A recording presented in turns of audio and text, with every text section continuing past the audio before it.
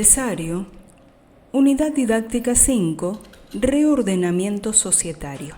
El Código Civil propone importantes reformas al estatuto de las personas jurídicas que impactan notablemente en el régimen societario de la Ley 19.550 y sin perjuicio de las específicas modificaciones propuestas a esta norma. El transcurso del tiempo, la evolución económica de la firma, el cambio de socios y de sus exigencias y los asesores legales de la sociedad pueden llevarla a decidir una modificación de su estructura típica. Y por lo general, la mutación va dirigida a elegir un tipo que acentúe más marcadamente la limitación de la responsabilidad y otorgue mayores prerrogativas al órgano de administración y límite de posibilidades de bloqueo de los socios minoritarios. Y con otras palabras, se transforma la sociedad. Pasa de un arquetipo, la sociedad colectiva, a la estructura de una sociedad mixta. Puede ser SRL o de capital, sociedad anónima. Si bien el supuesto inverso es teóricamente posible y está previsto en la ley artículo 76, no es, por cierto, lo más frecuente. Dada la facilidad y el escaso capital mínimo para constituir una sociedad anónima, lo frecuente es que la transformación siga el camino de atenuar la responsabilidad de los socios. En algunos casos, la transformación será una etapa previa para una ulterior concentración. Por ejemplo, cuando una sociedad por acciones desea adquirir participaciones en una sociedad de otro tipo, y así la sociedad que va a ser participada tendrá que transformarse en sociedad por acciones, a fin de que la participante no incurra en la prohibición del artículo 30.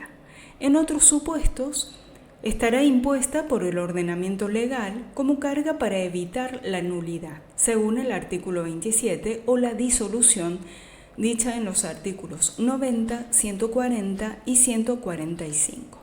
Durante la vigencia del Código de Comercio de 1889, ante la ausencia de previsión legal en torno a la transformación, se sostenía que ésta entrañaba la disolución del ente originario y el nacimiento de un nuevo sujeto de derecho, la postura kelseniana, y afirmaba que considerar que subsiste la identidad del ente en caso de transformación entrañaba un enfoque naturalista y que implicaba un olvido o desconocimiento de que la persona jurídica no es más que un centro de imputación de derechos.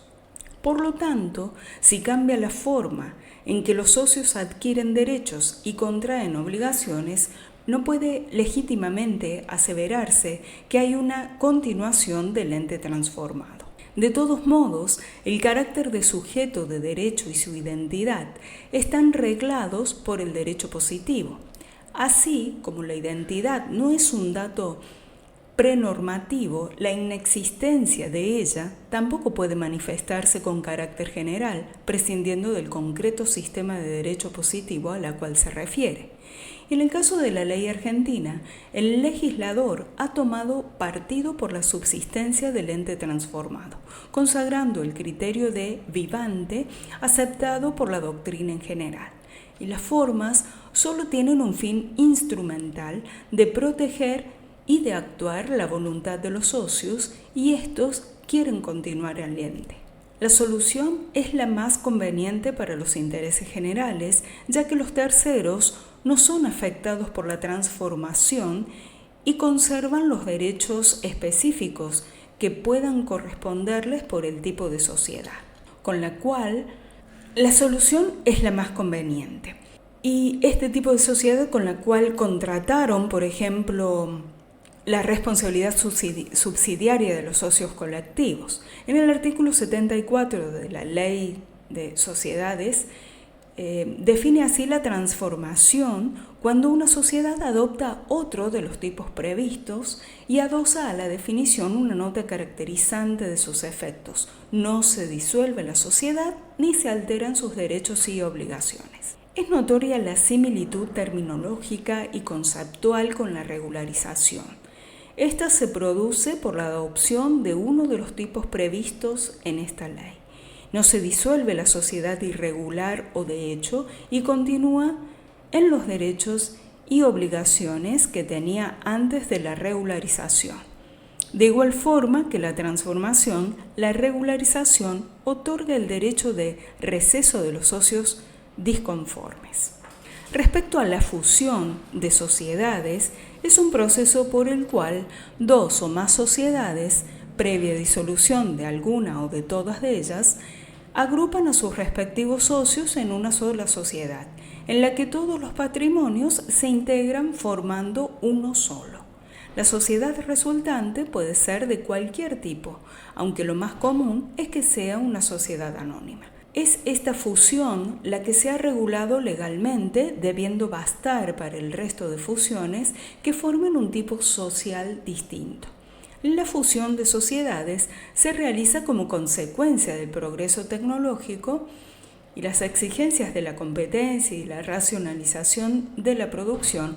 No obstante, hay otros tipos de concentraciones empresariales, fusiones impropias que sirven al mismo fin y que conviene diferenciar de la fusión, como es la compra-venta de todas las acciones de una sociedad, que no supone disolución de sociedad alguna, es requisito necesario en el supuesto de fusión, y la sociedad adquiriente puede conservar la otra sociedad con su propia personalidad jurídica o decidir la disolución y liquidación.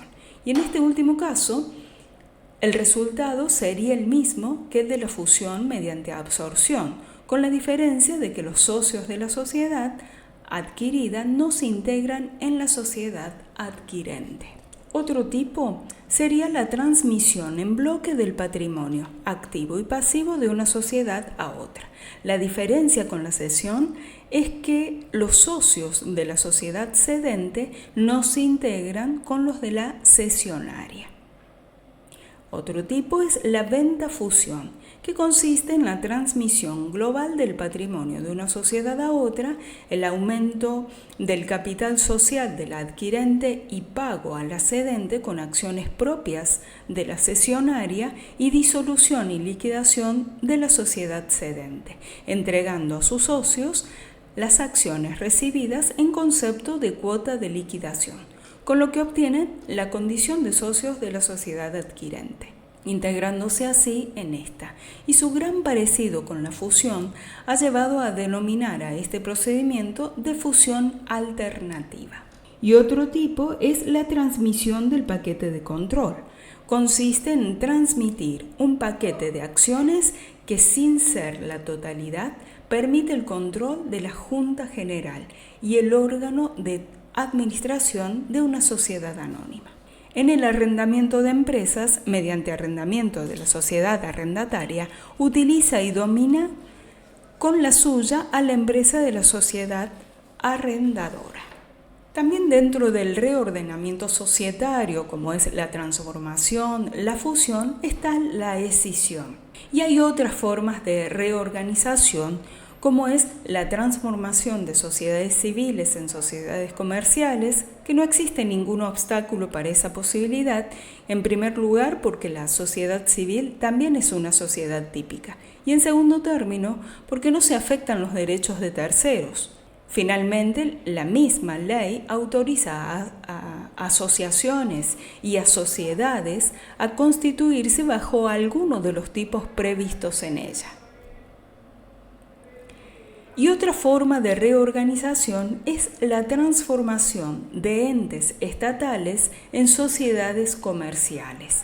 La Ley 23.696 faculta a transformar la tipicidad jurídica de todos los entes, de todas las empresas y sociedades, cualquiera sea su tipo jurídico, de propiedad exclusiva del Estado, o para disponer la creación de nuevas empresas y sobre la base de escisión, de fusión, de extinción o transformación de las existentes, pudiendo así el Poder Ejecutivo constituir sociedades, transformar, escindir o fusionar los entes. La disolución de una sociedad supone la desaparición jurídica de la misma, pero no paraliza ni pone fin a su actividad, aunque sí pasa a ser liquidatoria, por lo que una sociedad en esta situación deberá añadir la expresión en liquidación en su razón social. ¿Qué causas llevan ante la disolución de una sociedad?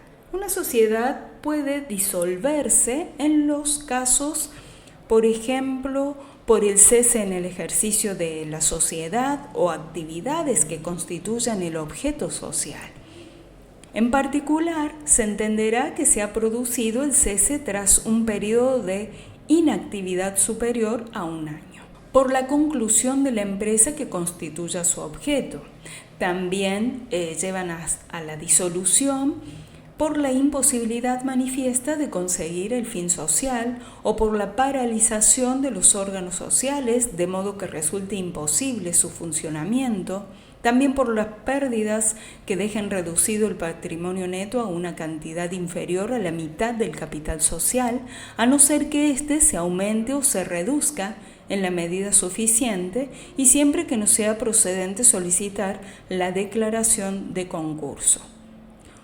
Otra causa es por reducción del capital social por debajo del mínimo legal que no sea consecuencia del cumplimiento de una ley, o por el valor, porque este valor nominal de las participaciones sociales sin voto o de las acciones sin voto excediera de la mitad del capital social desembolsado y no se restableciera la proporción en el plazo de 2 años. O por cualquier otra causa establecida en los estatutos. Una vez declarada disuelta la sociedad, existen 3 vías, como es la transferencia de la propiedad, es decir, la compra-venta de la misma. Otra vía es la liquidación de la sociedad, es decir, el cese de la actividad, el pago a los acreedores y socios, cerrando definitivamente la empresa. Y por último, el concurso de acreedores. Es cuando no se puede hacer frente a los acreedores y esta figura legal puede ser solicitada por los acreedores mismos en concurso forzoso o por el mismo deudor en un concurso voluntario. La disolución de la sociedad abre el periodo de liquidación. La sociedad disuelta conservará su personalidad jurídica mientras la liquidación se realiza. Durante este tiempo deberá añadir a su denominación la expresión en liquidación, como ya señalamos anteriormente, y por lo tanto la liquidación tiene como efecto la pérdida de la personalidad jurídica de la sociedad. Con la apertura del periodo de liquidación cesarán en su cargo los administradores, extinguiéndose el poder de representación, siendo reemplazados por los liquidadores que asumirán las funciones de los administradores, debiendo velar por la integridad del patrimonio social en tanto no sea liquidado y repartido entre los socios. Las funciones de los liquidadores son, primero, formular un inventario y un balance de la sociedad con referencia al día que se hubiera disuelto en el plazo de 3 meses a contar desde la apertura de la liquidación.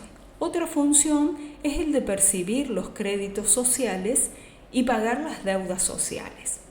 También concluir las operaciones pendientes y realizar las nuevas que sean necesarias para la liquidación de la sociedad, percibir los créditos sociales y pagar las deudas sociales, llevar la contabilidad de la sociedad, así como llevar y custodiar los libros, la documentación y correspondencia de esta, y enajenar los bienes de la sociedad.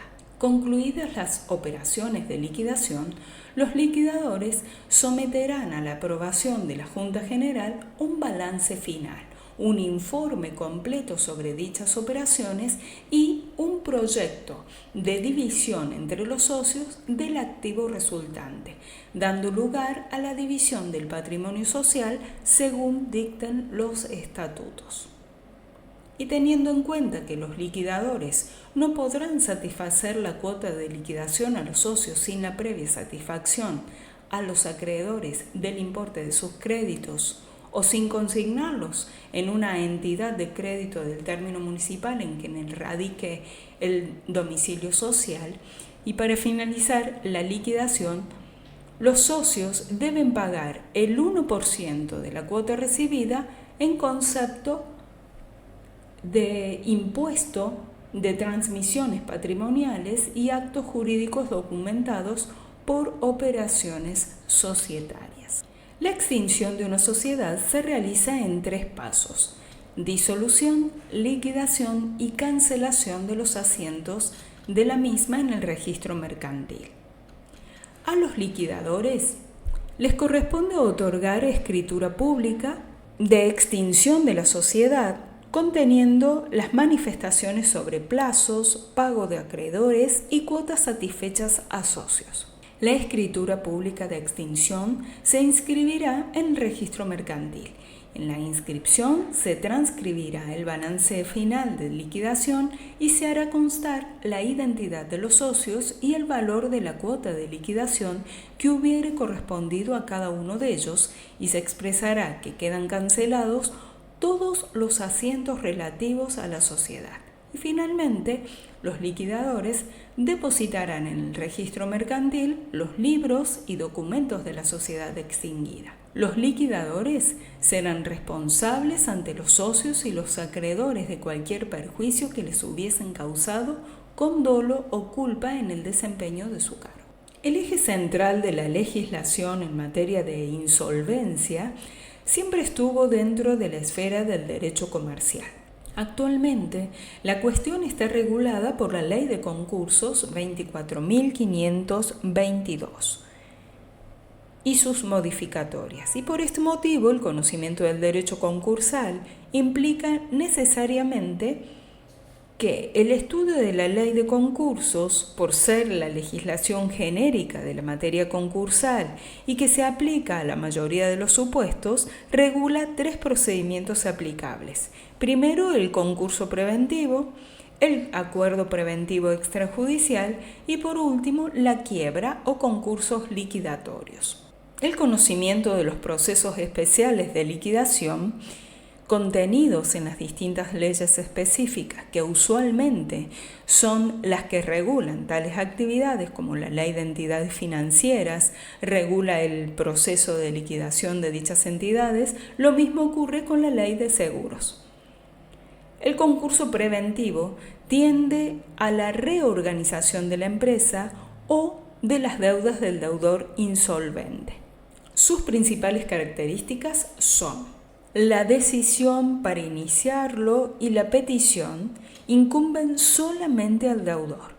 A los administradores, en el caso de la sociedad deudora, los acreedores no están legitimados para pedir la formación del concurso preventivo de su deudor. Sin embargo, los acreedores están habilitados a pedir la quiebra del deudor, con lo cual indirectamente pueden forzar a éste a presentarse en concurso preventivo. Durante el concurso preventivo, las decisiones empresariales, las tomas del concursado, quien permanece en posesión de los bienes y al frente de la administración, y no hay desapoderamiento como en la quiebra. No obstante, la administración del patrimonio de la empresa en concurso preventivo está sujeto a ciertas restricciones. Un funcionario llamado síndico es designado por el juez de una lista de contadores que no dependen del Poder Judicial, y este funcionario tiene numerosas actividades durante el concurso, en lo relativo a la administración de los bienes o de la empresa, y desde la apertura del concurso preventivo hasta la homologación judicial del acuerdo preventivo. Los actos ordinarios de administración están sujetos a la vigilancia del síndico y otros actos están prohibidos, como son los actos a título gratuito y los actos que alteran la situación de los acreedores anteriores a la presentación del deudor en concurso preventivo. Finalmente, los actos que exceden la administración ordinaria solo pueden ser realizados con autorización del juez del concurso. Y para los concursos preventivos grandes, La ley establece comités de acreedores con facultades de información y consejo. Las deudas son pagadas generalmente ajustadas en su monto, plazo o especie conforme a un acuerdo preventivo aprobado por los acreedores y por el juez. El acuerdo preventivo debe hacerse obligatoriamente, solo con los acreedores quirografarios, y estos pueden ser agrupados en clases o categorías para formularles propuestas diferenciadas, e inclusive es posible ofrecer varias propuestas alternativas a la misma clase. El acuerdo preventivo produce novación de las obligaciones anteriores al concurso, pero no extingue las obligaciones de los garantes. Generalmente se acuerda el pago con dinero local o extranjero, obligaciones negociables, acciones u otros títulos de valores. El pago con activos físicos de la empresa u otras formas de acuerdo están permitidos, pero son poco usuales. Quizás la más importante de las reformas introducidas por la Ley 24.522 es el procedimiento especial de salvataje por acreedores a terceros, que la jerga local llama curiosamente cram-down.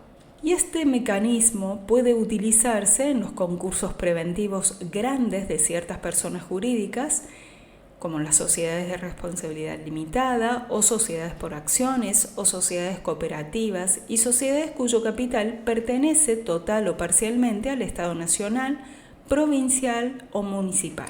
Después de que ha fracasado el intento de la concursada por llegar a un acuerdo con sus acreedores en el llamado periodo de exclusividad, y una vez que queda claro que la concursada no ha arribado a acuerdo con sus acreedores, en lugar de convertir el concurso preventivo, que sería un proceso de reorganización, en quiebra o un proceso de liquidación, el juez abre un nuevo periodo, llamado periodo de salvataje, tendiente a preservar la empresa en funcionamiento. Y durante este periodo, acreedores y o terceros pueden llegar a un acuerdo preventivo con el resto de los acreedores de la sociedad concursada.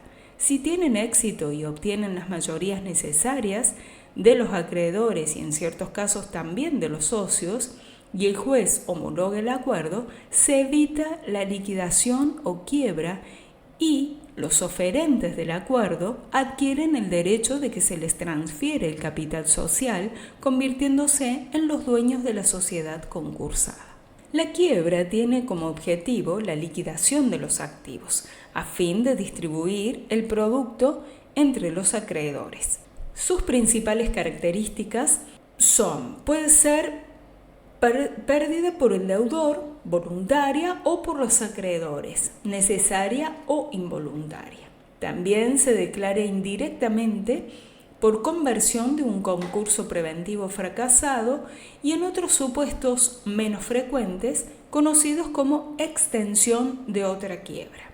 El quebrado o los administradores de la sociedad quebrada pierden el control de la administración y también pierden la posesión de los bienes, llamado desapoderamiento. El síndico es el encargado de la administración, custodia y liquidación. Y en principio, y salvo casos excepcionales de conclusión no liquidativa, la quiebra produce la disolución de la persona jurídica que cesa de existir. A diferencia del concurso preventivo, la quiebra incrementa las responsabilidades personales de los administradores de la sociedad. Estos pueden enfrentar los siguientes riesgos: inhabilitaciones personales, obligación de indemnizar los perjuicios producidos cuando, actuando con dolo, han producido, facilitando, permitido o agravado la insolvencia o la disminución del patrimonio de la sociedad quebrada, y la declaración de la quiebra personal del administrador por extensión de la quiebra de la sociedad, y en algunos casos extremos de actuación abusiva de aquel. Otra característica es que si se llega a la liquidación, el pago a los acreedores se hace según un estatuto de distribución, donde hay diferentes categorías fijadas de acuerdo a las reglas de prelación o prioridad.